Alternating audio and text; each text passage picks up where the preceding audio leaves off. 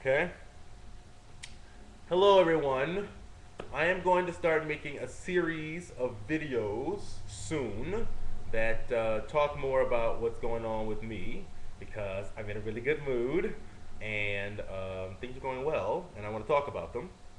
And I haven't been on this thing in a while, and that's mostly because I just don't know how I feel about everybody knowing what I think because for a while there, I got really popular, and then people started saying they knew me from seeing me on YouTube, and then uh, and then it was cool, but at the same time it was weird because they knew me, I didn't know them, and I don't know. It was really nice, but it was really odd at the same time. It was kind of like being a mini celebrity, and it was kind of weird.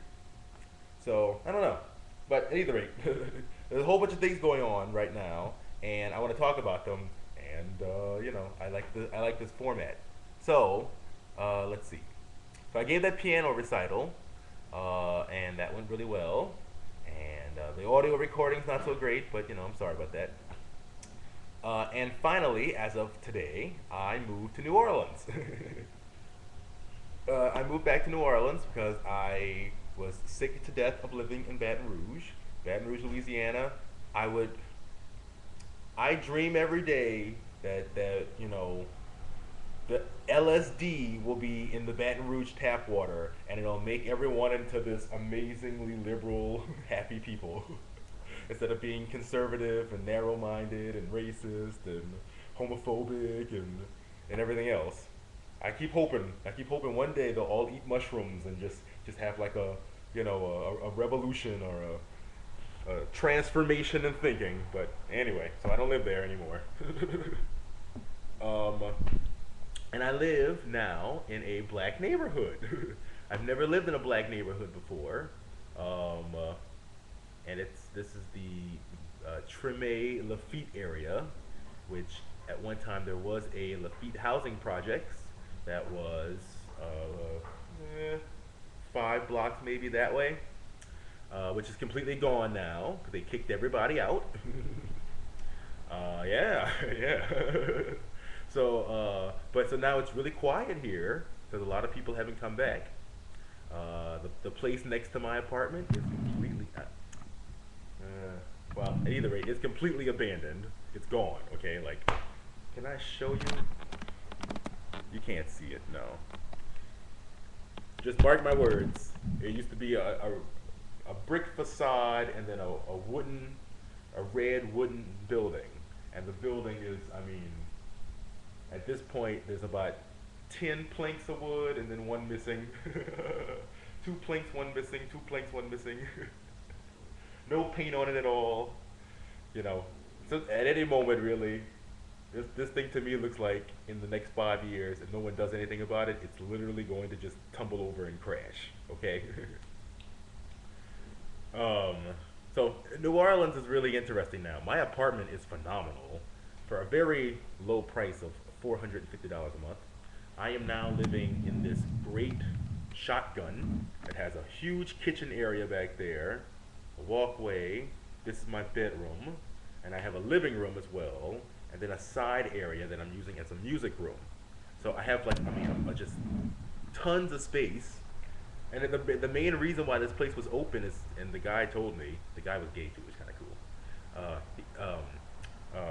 He said the reason why no one wants to live here is because of the location. It's a mostly black neighborhood, and apparently that scares the crap out of white people, basically. And so that's how I got this great place. I used racism to my advantage, right? That's being smart, right? Oh, and then you won't believe this also, but it turns out that the guy who lives downstairs from me in this building is also named Donovan. I think he's 40. I think he's Latino, and I'm wondering if he's gay or not. So we'll find out. But it's pretty rare because neither one of us had ever met a guy named Donovan before. So that was interesting. What's the odds of that happening? um, uh, yeah, my sociological imagination is going off the chain right now, thinking about, you know, race, class, crime, different social norms, just going off the chain right now. Okay. um,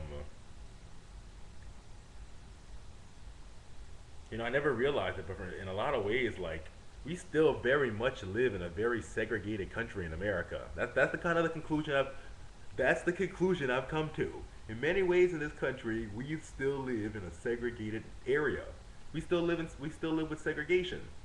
Certainly in the South, anyway. This is what I've noticed about Baton Rouge, New Orleans, and Lafayette. It wasn't quite this way in Toronto, but Toronto is the most multicultural city in the world. So who's to say? But certainly in the other three places I've been, and I bet if I went all over the South, I would probably still find this to be true. We still live in a very segregated neighborhoods. So segregation hasn't ended. We still live in this with high levels of segregation in our society. Maybe I should research that or something. So anyway, I just got the internet installed in here. Another thing, this horrible oil spill is happening right here also. From what I've heard, it's actually 25,000 gallons of oil being spilled a day. I went on Yahoo and looked up the map of how big the spill is now, and it's fucking ridiculous. It's fucking ridiculous. Like it's the size now of like a what? I'd say a state. It's the size of maybe a somewhat larger state. It was the size of Delaware, and now it looks like it's closer to the size of like I don't know, Chicago or Kentucky or. I heard it's supposed to get as big as Ohio in like 3 days or something.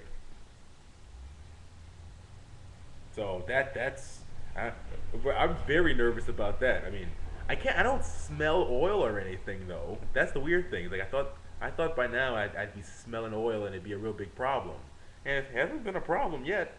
I mean, New Orleans is on the Mississippi, and it's close to the coastline, so I figured I'd smell something, but no, I haven't. It hasn't impacted me yet, and so I'm kind of okay with it because for me it just means don't eat seafood. I'm just not don't eat any seafood. But the flip side to that, of course, is that the whole ecosystem of this area is going to be horribly destroyed, horribly destroyed. So I had that problem with it, and the larger problem of why are we even using oil in the first place? Why are we pumping it out of the ground? How about we just leave it in the ground and figure out some other way to construct our society in a much more sustainable, life-giving sort of way? I have those problems with it. But none of that's going to change, regardless of how bad this oil spill gets. It would be very interesting, however, if the oil spill managed to go from, Louisiana to Alabama, Mississippi, Alabama, Florida, and then if it went around Florida, like just missed Cuba completely, missed the third world completely, went straight up, and then managed to cross over like to Europe in some sort of Gulf Stream something. That would be like divine revenge, really. That's what I figure. That would just be divine revenge, really. Mother Nature just went, okay, well, fuck all of you. All right? Yeah, all of y'all. All right. So. Well, anyway, I have to go buy shelves and things like that, and then I'll make more videos in the future talking about my projects and talking about what's going on. And yeah, I think it would be a really good reference point for me. All right. So, hope you guys are all doing well.